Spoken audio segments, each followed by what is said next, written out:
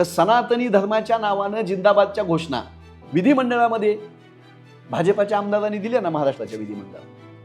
तर सनातनी धर्म आणि आमचा सहिष्णू धर्म हिंदू धर्म याच्यात फरक करतो आम्ही. सनातनी धर्म आणि संविधान याच्यात आम्ही फरक करतो. तुकाराम महाराजांचा धर्म हा आम्ही हिंदू धर्म मानतो, पण तुकाराम महाराजांना छळणाऱ्या मंबाजीचा धर्म हा हिंदू धर्म असू शकत नाही, तो सनातनी.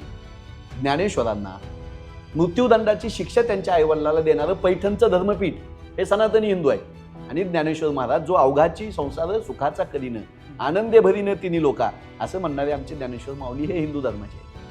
महात्मा फुले त्यांच्यावर मारेकरी घालवणारी लोक ही सनातन धर्माची आहेत. आणि सार्वजनिक सत्य धर्म सांगून 18 पगड जातीच्या लोकांना आपला पिण्याच्या पाण्याचा हौद मोकळे करणारे महात्मा फुले आमच्यासाठी सर्वात मोठे हिंदू आहेत. त्यामुळे इथली लढाई ही सनातनी हिंदू आणि हिंदू अशी आहे. मग सनातनी हिंदूची बाजू आज RSS घेतं, भाजपा घेतं. म्हणून त्यांच्या विचारसरणीवर प्रभावित झालेली लोक आज हल्ले करतायत. मग ते सुप्रीम कोर्टाच्या जजवरचा हल्ला असो, गवई साहेबांवरचा, की दाभोळे पानसरकर, कलबुर्गी, गौरी लंकेश यांची हत्या असो, हे सुरूच राहतं. ही लढाई लढायला आम्ही तयार आहोत.